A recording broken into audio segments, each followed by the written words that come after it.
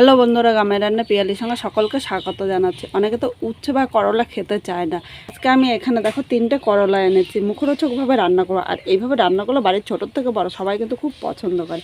তাহলে কীভাবে রান্না করছে অবশ্যই ভিডিওটা কিন্তু দেখবে, খুব ভালো লাগবে। আর এই গরমে উচ্ছে বা করলা যাই হোক না কেন আমরা তেঁতুল বই খেতে চাই না, এইভাবে রান্না করুন, গরমে কিন্তু আমাদের অনেকটা উপকারে আসবে। তাহলে কীভাবে রান্না করছে চলো দেখে নেওয়া যাক। এখানে 3টে করলা নিয়েছি, করলাটা কম বেশি করে নিয়ে নিতে পারো। এবার করলাগুলো আমি কেটে নেবো। দেখো সামনে ও পেছনে অল্প অল্প করে কেটে নিলাম। আর আমি ছুরি দিয়ে কাটছি, তোমরা তোমাদের সুবিধা মতো কিন্তু কেটে নিতে পারো। এবার মাঝখান দিয়ে এইভাবে আমি হাফ করে নেব। ভিতরের এই দানাগুলো আমি ফেলে দেবো, হাত দিয়ে আমি ফেলে দিচ্ছি যেহেতু একটু পাকা দানা। আর তোমরা হাত বা চামচ যেরকম সুবিধা হয় সেইভাবেই কিন্তু তোমরা ফেলে দিতে পারো। এইভাবে সবকটা করলা আমি কেটে নেব। এবার এটার দানাগুলো আমি ফেলে দিচ্ছি। যাদের দানা ভালো লাগে তারা কিন্তু দানাটা রেখেও দিতে পারে, কিন্তু আমার দানা খেতে এতটা ভালো লাগে না, তাই দানাগুলো আমি ফেলে দেবো। এখানে আমি 3টে নিয়েছিলাম, হাফ আমি আলাদা করে রেখেছি।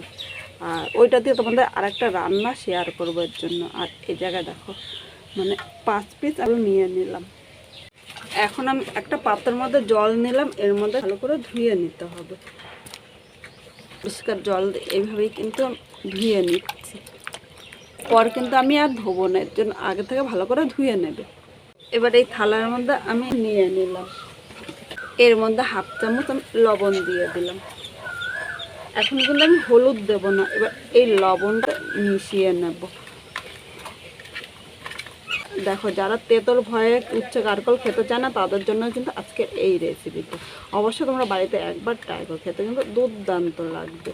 এখানে দেখো লবণটা ভালো করে মেখে রেখেছি, এবার 10 মিনিট এইভাবে আমি রেখে দেব। এখানে আমি 2টো বড় সাইজের আলু হাফ করে এরকম সেদ্ধ করে নিয়েছি। এবার আলুটা আমি হাতের সাহায্যে ম্যাশ করে নিচ্ছি। আমি হাত দিয়ে করে নিচ্ছি কারণ এটা গেটার দিয়ে না করলেও হবে কিন্তু। আর আলুটা যদি সেদ্ধ করে রাখি তাহলে আমি অল্প সময় কিন্তু এই রান্নাটি করে নিতে পারবো। দুপুরবেলা ডাল ভাতের সাথে এই রান্নাটা থাকলে কিন্তু আর কিছু লাগবে না, ছোটো বাচ্চারা খুব পছন্দ করবে কারণ এটা খেতে এতটাই সুস্বাদু হয়। এবার এখানে কড়াই বসিয়ে দিয়েছি, কড়াইয়ের মধ্যে আমি একটু জল নিয়ে নিলাম, এর মধ্যে হাফ চামচ লবণ দিয়ে দিলাম। লবণটা জলের সাথে নেড়ে চেড়ে মিশিয়ে নেব। এবার এখানে দেখো লবণ দিয়ে মেখে রেখেছিলাম, সামনে একটু নরম হয়েছে, ইচ্ছে করলে তোমরা কিন্তু এমনিও রাখতে পারো, আমি একটুখানি নরম হয় তার জন্য রেখেছি। এবার এই জলের মধ্যে আমি নিয়ে নিলাম। 5 মিনিট আমি ভাপিয়ে নেব। এখন কিন্তু আমি ঢাকা দেবো না, ঢাকা দিলে কালারটা নষ্ট হবে, তাই এইভাবে আমি ভাপিয়ে নেব। ওটা ভাপাতে ভাপাতে আমি বাকি কাজগুলো করে নেব। এখানে একটা বাটি নিলাম, বাটির মধ্যে ব্যাটারটা তৈরি করে নেব। এখানে আমি 4 চামচ বেসন নিয়েছি, বেসনটা কিন্তু কম বেশি লাগতে পারে, তোমরা তোমাদের প্রয়োজন মতো বেসনটা নিয়ে নেবে। এর মধ্যে হলুদ নিয়ে নিলাম, স্বাদ অনুযায়ী লবণ দিলাম। ভাজা মশলা এখানে জিরে ধনে পাঁচফোড়ন সব কিছু একসাথে ভেজে মশলাটা রেডি করে রেখেছিলাম, ইচ্ছে করলে তোমরা স্কিপও করতে পারো। এর সাথে সামান্য একটু লঙ্কার গুঁড়ো নিলাম, বেশি ঝাল ভালো লাগে না, তোমরা ইচ্ছে করলে স্কিপও করতে পারো বা আরেকটু যদি ঝাল খাও এর সাথে কিন্তু নিয়ে নিতে পারো। এবার প্রথমে শুকনো উপকরণগুলো আমি একবার মিশিয়ে নেব। এবার এই জায়গায় অল্প অল্প জল দিয়ে একটা ব্যাটার তৈরি করে নেবো। ব্যাটারটা কিন্তু খুব বেশি পাতলা করা যাবে না, একবারে জল দিলে ব্যাটারটা পাতলা হয়ে যেতে পারে, তাই আমি অল্প অল্প জল দিয়ে ব্যাটারটা তৈরি করে নিচ্ছি। আর তোমাদের যদি ব্যাটারটা খুব বেশি পাতলা হয়ে যায় তখন কিন্তু আরেকটু বেসন নিয়ে নিতে পারো। ব্যাটারটা এখানে তৈরি হয়ে গিয়েছে। আর এই যে খুব বেশি পাতলা বা খুব বেশি কিন্তু ভারী করে নিই, মিডিয়ামভাবে ব্যাটারটা তৈরি করে নিয়েছি। এবার এই ব্যাটারটা আমি এক সাইডে রেখে দিলাম।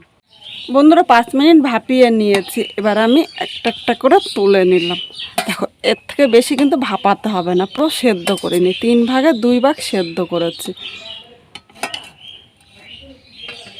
এক সাইডে রেখে আমি ঠান্ডা করে নেব, এর মধ্যে এর পুরটা তৈরি করে নেব। কড়াইটা পরিষ্কার করে আবারও বসিয়ে দিয়েছি, এবার এর মধ্যে আমি সর্ষের তেল নিয়ে নিলাম। এবার তেলটা একটু গরম করে নেব। তেলটা গরম হয়ে গিয়েছে, এবার এখানে মাঝারি সাইজের একটা পেঁয়াজ কুচি নিলাম, এর সাথে 4টে কাঁচা লঙ্কা কুচি নিয়েছি। আজকে কিন্তু আমি কাঁচা লঙ্কা দেবো, কোনো গুঁড়ো লঙ্কা দেবো না, কারণ গুঁড়ো লঙ্কা থেকে কাঁচা লঙ্কার ঝালটা আমার কাছে বেশি ভালো লাগে। আর তোমরা যদি মনে করো তাহলে একটু ঝাল লাল লঙ্কার গুঁড়ো এর সাথে নিয়ে নিতে পারো। স্বাদ অনুযায়ী লবণ নিলাম ও সামান্য হলুদ দিলাম। এবার হলুদ ও লবণ দিয়ে পেঁয়াজটা হালকা লাল করে ভেজে নেব। লবণ দেওয়াতে পেঁয়াজটা নরম হবে, আর হলুদ দেওয়াতে পেঁয়াজ ভাজার কালারটা কিন্তু খুব সুন্দর হবে। এখানে 3 মিনিট পেঁয়াজটা ভেজে নিয়েছে, আর এর থেকে বেশি ভাজবো না, এর থেকে বেশি ভাজলে কিন্তু খেতে ভালো লাগবে না। এবার এখানে যে আলুগুলো ম্যাশ করেছিলাম এর মধ্যে নিয়ে নিলাম। মিডিয়াম আগুনে আলুর সাথে এই পেঁয়াজগুলো নেড়ে চেড়ে মিশিয়ে নেবো। খুব জোরে আগুন দেবো না, তাহলে কড়ার নিচে দিয়ে কিন্তু লেগে যাবে, আর লেগে গেলে খেতে ততটা ভালো লাগবে না। খুব সাধারণভাবে করছি, এইভাবে করলে যে খায় না সেও কিন্তু বলবে এইভাবে করে দেওয়ার জন্য। এখানে দেখো আলুর পুরটা তৈরি হয়ে গিয়েছে। এবার আলুর পুরটা আমি নামিয়ে নিলাম। এখন আলুর পুরটা আমি 2 থেকে 3 মিনিট একটু ঠান্ডা করে নেব। আলুটা দেখো মেখে নিয়েছি। এবার এদিকে দেখো ঠান্ডা হয়ে গিয়েছে। এবার এই আলুর পুরটা আমি হাতের মধ্যে নিয়ে এর মধ্যে দিয়ে দিলাম। দেখেই কিন্তু লোভ লাগছে, এখনই মনে হচ্ছে কাঁচাই খেয়ে নিই। এইভাবে সব কয়টা আমি রেডি করে নেব।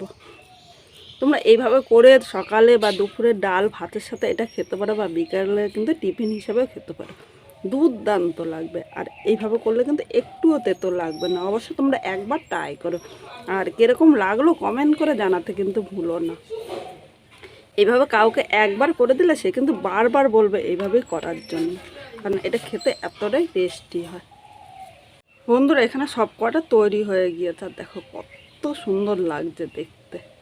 এবার এদিকে একটা কড়াই বসিয়ে দিয়েছি, কড়াইয়ের মধ্যে আমি সাদা তেল নিলাম। আর এটা ভাজতে কিন্তু অবশ্যই তোমরা সাদা তেল নিও, সাদা তেল দিয়ে কিন্তু এটা ভাজতে ভালো হবে। এবার এদিকে ব্যাটারটা আরেকবার একটু মিক্স করে নিলাম। এবার এই জায়গার মধ্যে ওটা রেডি করে রেখেছি, এই তো এইভাবে নিয়ে আমি চামচ দিয়ে একটুখানি পুরটা দিয়ে দিলাম। তোমরা চামচ দিয়ে করতে পারো বা হাত দিয়ে করতে পারো, তোমাদের যেরকম সুবিধা হয় সেইভাবেই কিন্তু করে নিতে পারো। এবার এটা আমি হাতেই নিয়ে নিলাম। এদিকে তেলটা প্রথমে ভালো করে গরম করে নিয়েছি। এবার মিডিয়াম আগুনে ভাজতে হবে। এখানে একে একে দেখো একইভাবে সব কটা করলা আমি নিয়ে নিলাম। খুব জোরে কিন্তু আগুন দেওয়া যাবে না। এখানে আমি 3টে নিয়েছি, কারণ একসাথে ভাজতে গেলে কিন্তু ভেঙে যাবে, তাই তোমাদের সুবিধা মতো কিন্তু তোমরা ভেজে নেবে। একদম মিডিয়াম আগুনে একটু সময় ধরে কিন্তু ভাজতে হবে, তাহলে ভাজাটা খুব সুন্দর হবে, আর খেতেও কিন্তু খুব ভালো লাগবে। যারা তেতোর ভয়ে করলা খেতে চায় না তাদেরকে একবার করে দেবে, তারা একবার খেলে কিন্তু বারবার বলবে এইভাবে করার জন্য। চামচ দিয়ে দেখো এর উপর দিয়ে অল্প অল্প করে তেল দিয়ে দিলাম, তাহলে উপর ও নিচে সমানভাবে ভাজা হবে। এক পিঠ ভাজা হয়ে গিয়েছে, এবার উল্টে আর এক পিঠ একইভাবে আমি ভেজে নেব। আজকে খুব সাধারণভাবে এই করলাটা করলাম। এইভাবে করলে দুপুরে ডাল ভাত বা বিকেলে চা কফির সাথে কিন্তু দুর্দান্ত লাগবে। তোমাদের কীরকম লাগলো অবশ্যই কমেন্ট করে জানাতে কিন্তু ভুলো না। আর ভালো লাগলে বাড়ির সবার সাথে শেয়ার করো, যাতে তারাও খুব সহজে করে। যারা পছন্দ করে না তারা কিন্তু বাড়িতে অবশ্যই ট্রাই করো, আর খেয়ে কীরকম লাগলো কমেন্ট করে জানাতে কিন্তু ভুলো না, কারণ এইভাবে করলে একটুও কিন্তু তেতো লাগে না। এখানে দেখো মিডিয়াম আগুনে কথা বলতে বলতে ভাজা হয়ে গিয়েছে, আর এইভাবেই কিন্তু লাল করে ভেজে নেবে। এবার আমি তুলে নিলাম। একইভাবে এই বাকিগুলোও ভেজে নেব।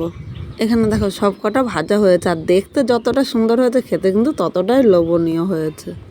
এবার এর উপর দিয়ে একটু বিট লবণ ছড়িয়ে দিলাম, কারণ একটু বিট লবণ ছড়িয়ে দিলে এটা খেতে কিন্তু আরও সুস্বাদু হয়। তোমরা কীরকমভাবে খাবে অবশ্য কমেন্ট করে জানাতে কিন্তু ভুলো না। আর দেখো এটা এরভাবে শব্দ করলে কিন্তু একটা কচমচে শব্দ হচ্ছে, আর এতটাই গরম আর এতটাই টেস্টি। এটা তোমরা ভেঙে দেখালাম, ভেতরের পুরটা কিন্তু দারুণ হয়েছে। অবশ্য বাড়িতে কিন্তু একবার ট্রাই করার অনুরোধ রইল।